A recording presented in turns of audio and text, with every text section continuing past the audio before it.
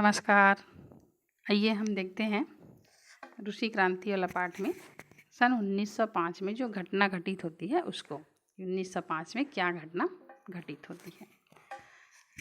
1905 में रूस और जापान के बीच युद्ध होता है। इस युद्ध में रूस को जापान से हार का सामना करना पड़ता है।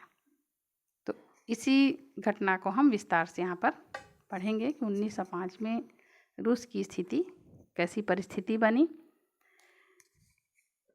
तो हम पहले चलते हैं रूस के शासन में क्या हो रहा था। रूस में जारशाही शासन थी। जॉर्ज निकोलस जो है ये यहाँ का शासक था और रूस में राजा की ही चलती थी। यहाँ पर लोगों को कोई लोकतांत्रिक अधिकार नहीं था। अपनी बात कहने के लिए उनको कोई आज़ादी नहीं थी।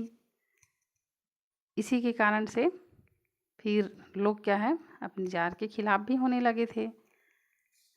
अब इसी स्थिति में लोगों ने अब संगठित होना शुरू कर दिया। अब खुलकर चूँकि बोल नहीं सकते थे इसलिए गुप्त संगठन बनाने लगे। ये गुप्त संगठन इसलिए बनाते थे क्योंकि ये सरकार की नज़र में ना आए और अपना काम भी हो सके।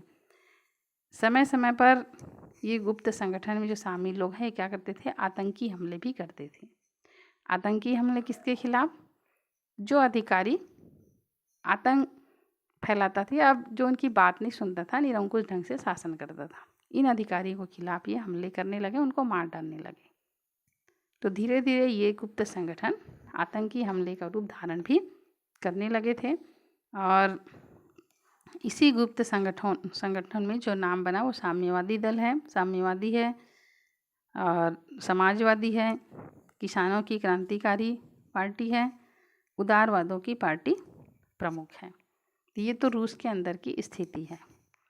इसी बीच में 1905 में रूस और जापान के बीच युद्ध होता है।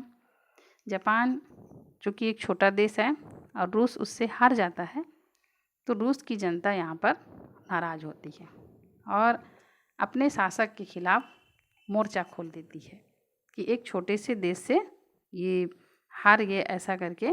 और इसी बीच में रूस का जो जन समर्थन है, मतलब वहाँ के जो शासक है उसका जन समर्थन कमज़ोर होने लगता है। कुल मिला के हम ये कह सकते हैं। और इसी बीच में रूस के विभिन्न शहर में, इससे पहले हम पढ़े हैं कि मजदूर संगठित हो रहे थे, गुप्त संगठन बन रहा था।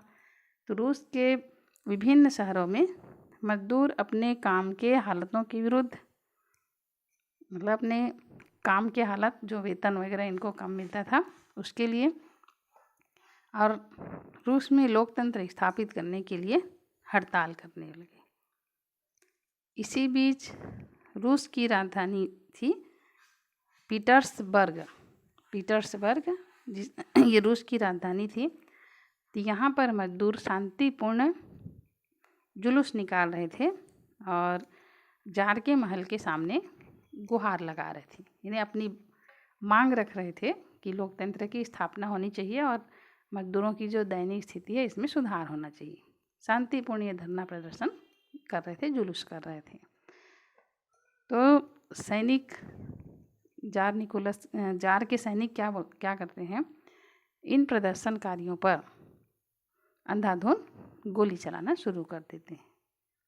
तो इस गोलीबारी में बहुत सारे लोग घायल होते हैं, बहुत सारे लोग मारे जाते हैं। जो पकड़े जाते हैं उनको साइबेरिया ठंडी जगह है, यहाँ पर काला पानी की सज़ा दे दी जाती, जिसमें 10,000 से अधिक लोग मारे गए, 72,000 से अधिक लोगों को जेल में बंद कर दिया गया। जो पकड़े गए उनको काला पानी की सज़ा साइबेरिया में दे दी गई। काला पानी मतलब ये होता है, ये निर्जन जगह होता है, ऐसी जगह जहाँ जीवन की संभावना कम होती है। वहाँ व्यक्ति जाकर मरता ही मरता है, चाहे वो ठंडा प्रदेश होता है। पहले हमारे यहाँ अंग्रेज लोग अंडमान निकोबार द्वीप समूह में भी ऐसा करते थे, कई भारतीयों को वहाँ काला पानी की सज़ा देते थे। तुम्हारा किस्मत रहेगा तो बच जाओगे, नहीं तो फिर मरना ही मरना है, ये स्थिति थी। तो काला पानी की सज़ा दी गई।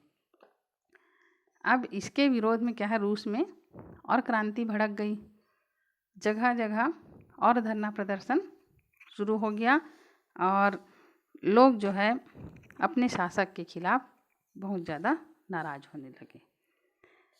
तब फिर रूसी सरकार जो है ये जनता के आक्रोश को देखते हुए एक फैसला लेती है कि वहाँ पर संसद, जिसको रूस में कहा जाता है डूमा की स्थापना होगी।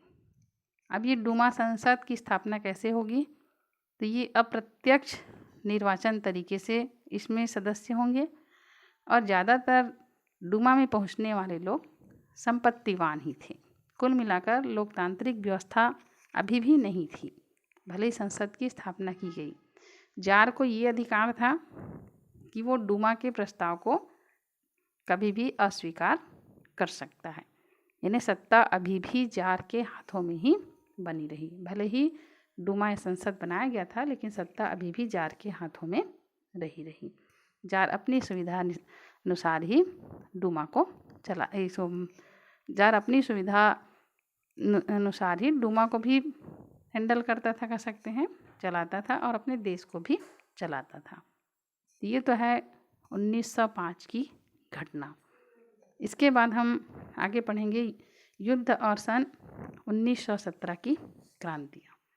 यानी प्रथम विश्व युद्ध के बीच ही 1917 में रूस में क्रांति हुई थी।